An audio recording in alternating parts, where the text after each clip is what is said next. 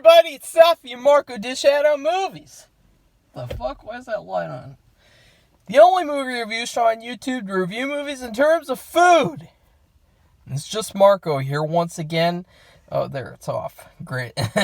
And I'm here to talk about Tell Me Your Secrets, Episode 6. Wait, what was the title of this episode? I don't know. Let's just call it Part 6. Because we've established from Episode 1... Sorry about that. I hate the fact that I do every single video now. Like, God, there's another one. Like, God... sorry about that. I really wish I could just not turn it off like with a switch. But we've established that the episode titles aren't really relevant because they only pertain to like one character, and so therefore they don't really pertain to the whole episode as a theme. Because when you name an episode, usually you should name it as in theme with the whole episode. So, like with Breaking Bad, that episode is called Fly. There's an episode called Fly. Why? Because the whole episode is about getting rid of a fly. There's an episode called Blood Money. And literally the whole episode is about this blood money that they made. So it's like... people are bad at naming shows now. That's another thing I gotta add to the list. Another thing. But this episode...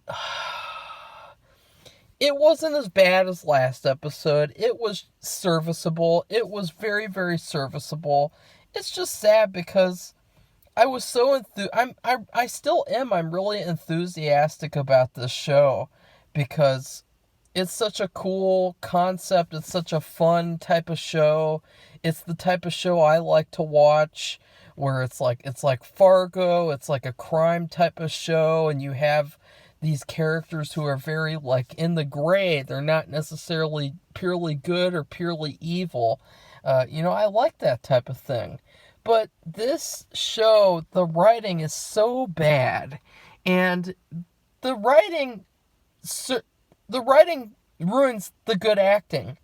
So, like, there's a scene in this episode 6, whatever the fuck it's called. I'll call it, Depression. Because that whole episode is sad. So, there you go. Depression. Wow, that took me 2 seconds, and I want credit for it. No, I don't. I'm just joking around. But there's this scene where John and Mary scream into their phones. I'm not kidding you. John starts having a hissy fit. Mary starts having a hissy fit. And then they both put their mouth to their phones and go, Wah! It's like, God, what were these writers thinking? Like, that is so lame. That is so dumb. And it just ruins it because these actors... they then have to do these childish things and like, yeah! And it's like, that's not good. This whole, like, I don't know how to describe it. It's just not a good look. It's a very, very, and there's lots of stuff like that. The whole season, the whole series, and this episode, I mean, let's summarize it really fast because I hate making these videos so long. I mean, usually they should just be like 10 to 13 minutes, not like 26 minutes. So, I'll try. So this episode, you got Mary, and her inner circle is basically crumbling around her. Her son hates her. He thinks that she's a retarded person. And she is, basically. She is a corporate whore who uses her power to get what she wants. And, it's too bad because there's this really interesting dynamic where she used to be this, like, really, like, sad, pathetic, like, just mess of a mom. And she turned herself into this corporate person. And, like, just the dynamic of, like, those two different personalities clashing. And, like, just how she had to change and how just all sorts of stuff with that. It's interesting in the concept level, But the way that these writers write it, it's not interesting at all. And I don't care about her. I don't care about Mary. Do you care about Mary? Do you care about the corporate whore who killed an innocent old woman? Excuse me. Well, we don't know if she's innocent, actually. Because that's another thing. I don't know what the fuck is going on, okay? These mysteries are, let's put these mysteries on paper and then make a paper airplane and just fly it off into the distance and let it go away. Because that is how I feel about the mysteries that are displayed on this show. I don't even know. I don't know where to begin. The clues are kind of boring. The mysteries themselves are not interesting. The characters, not interesting. So I don't care. I don't care. So Mary's inner circle's crumbling, and I don't know what that was. And then she finds out, of all things, oh no, my daughter's body remains were finally found. You know, the daughter that nobody cares about because she doesn't even have a character. I mean, it's like, okay, she's a random girl who disappeared. Like, we see that all the time in real life. And I care more about the people in real life who actually disappeared than this boring, generic, one-dimensional girl in this television show. Why would I care about some just some random blonde girl? Like, just imagine that.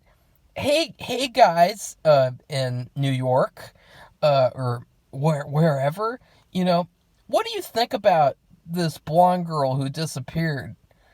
They'd be like, what? That's bad? Who cares? That's what they would say. So you gotta make me care. And I don't care. So wah, I don't care. So who cares? And then you got Emma. Emma is basically Karla Homolka incarnate. And the more that they're revealing about her, the more I hate her. And the more I just want her to jump off a cliff and kill herself. The character, obviously, I'm talking about the character completely. The character Emma. I hope that the character Emma, because I got in trouble on Twitter yesterday. I tweeted a tweet where someone was saying that you should give movies a second chance, and they listed these movies. And one of them was Glass, and I hated Glass. I thought it was a piece of shit. And I said, Glass can go jump off a cliff. And guess what? I got banned on Twitter for 12 hours for saying that the movie Glass should jump off a cliff. Is that... So I just wanted to make that clear for all the mentally disabled Twitter bots out there who are like, oh no, Marco say someone jump off a cliff. Let's disable him now.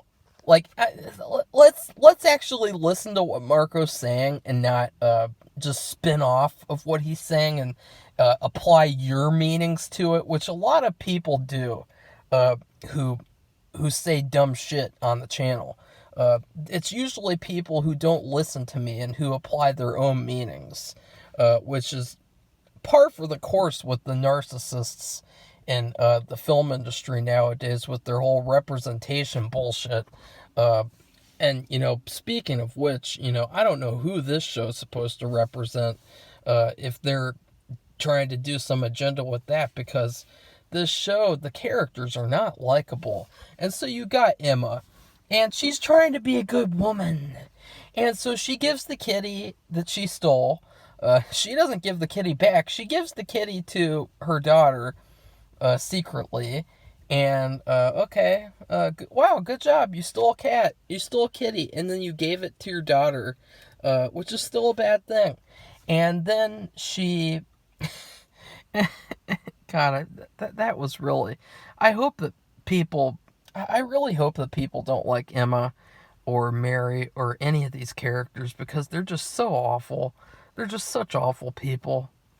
Well, we'll get to John, but he's more like a victim of biased writers than he is like...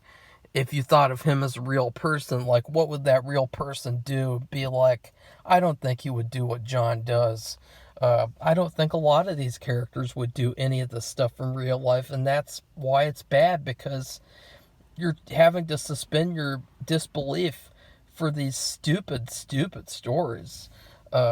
So Emma's trying to be a good woman, and she's getting involved with Tom and also with Rose. And Rose, as you know, I thought that Rose was going to like blackmail her, and was going to say, I know your secret, Emma, and if you don't have a lesbian affair with me, then I'll do this and that, and I'll have I'll have my daddy hurt your Tom. I thought she was going to do that, but she just kind of like prods her a little bit, secretly, like through dialogue, and then later on she peeps on her and Tom, like really, like, because if they're trying to imply that she's just jealous because she wants to be her friend, like, I don't think so at this point. She pulled out a drawer with condoms and then had a temper tantrum because that would imply that she wants to be with her physically, and that she wants to have a relationship with her, not just a friendship. So the whole stuff with Emma, and then sorry about that, Emma takes down Animal Head, and she finds a taxidermy needle, which means someone who was involved in the killing of Ethelreda put that needle there, like he put the needle in her knee earlier in the show. And it's this whole little detective thing with that, which sort of just leads to nowhere this episode. These mysteries just go nowhere every episode. Like, they just, like, this little tiny thing they reveal, and that's it. The whole episode. And so this episode was boring. It was really boring. It was really sad, because let's get to John now. Let's get to poor old John. Obviously, John is a former rapist, and they never revealed how many women he actually raped. I assumed by the way he acts. I mean, he acts like a real creepy guy who just, is he even a person, or is he a demon in human form? Like, that's how creepy he is. But still, I want to see him redeemed, because, like, I want people in real life to be redeemed. I want all people to be redeemed. But I thought that he raped like 13 women, or like 5 women, or 10 women. No, he only raped 2. I was like, oh my god. This whole time I thought he was like this serial rapist who was going around raping women all over the place. And he just raped 2 women. I mean, they sort of misled me with that. Not that changes anything, but it changes a little bit in terms of, like, I thought a certain way, and now my thinking has changed. So it affects a little bit, but not really that much. I don't know how to explain it. It's just the fact that I thought that he raped like 15 women, and he was like this, just the way they talk about him and everything, the way that he acts like a guy who's raped 15 women, not just 2. But John, poor old John, he goes to his sister's wedding, and she does not want him there, and it's this really depressing scene. And I got to admit, I started to tear up a little bit, because I was really just like thinking of like what it would be like to be in his shoes, and the fact that his sister says that he'll never have a relationship with her daughter, and obviously, because he's a rapist. And it's like, wow, that's really just sad, and like really it really is sad. And so I thought that was and then bitch Mary has his credit card taken away, so that it's declined, and that fucks him up. And so he has this terrible day and calls Emma, and they have this conversation where they're clearly both and then he reveals to her the tape. So then, of course, she, like, apologizes. Like, it's really, like, the show is spinning its wheels now. And then finally and then there's this girl who John picks up, this streetwalker, this hitchhiker. Never hitchhike because honestly, I mean, how many stories do there need to be about hitchhikers? Like, seriously, how many stories? Like, do you need me to just rattle off the names of people who are victimized because of hitchhiking? I mean, if you hitchhike in 2021, I'm really scared for you. You're dead meat, or you're raped meat. At that point, if you hitchhike in the year of 2021, I would never hitchhike ever, ever. So, he picks her up, and it really because he locks the doors, and it feels like he's gonna rape her, but they don't show if he did or not. They show that he has hair of hers on his pants, and then he takes off the jacket that he's wearing and throws it in a fire. So I don't know how to take that. Did he rape her or not? Because on the phone he says that she just made him have bad thoughts, not actually like rape someone. So I have no idea. You know what? Screw it. Who cares? Because you know what they're trying to do? It's more of their agenda of trying to make him the villain and trying to turn like, oh, look, John's the villain. John's the villain. John's the real villain. And it's like, why? This show is supposed to be about three characters equally: the corporate whore, the Karen in witness protection, and the former rapist. Those are the main characters. Why are you now turning one of the main characters into the villain who would probably get disposed of by the end of the season? It's really starting to piss me off. And then, of course, it ends with John. He tracks Emma down using the kitty cat bracelet. And I thought it was a great scene where he just appears in the shop and like, uh-oh. I just felt like, yay. Because he's finally going to get this bitch Emma, this Karla Homolka character who, probably assisted her boyfriend in killing multiple women. I really don't feel sorry for her at all, like I would if this happened to Karla Homolka in real life. I mean, that bitch was evil. She's a witch. Who cares? So at this point, I give this episode a C minus. It's a very below average episode. It is just like, okay, spinning its wheels. There are these little plot developments that happen here or there, and overall, nothing really interesting is happening, to be honest. But I will finish the season, and Safi and I will actually be binging the whole show in one day. And I thought that'd be hilarious to get Safi's reactions from this awful show, this terribly written show. So if you like this video, please give it a thumbs up, comment, and subscribe. Goodbye, everybody. See you soon.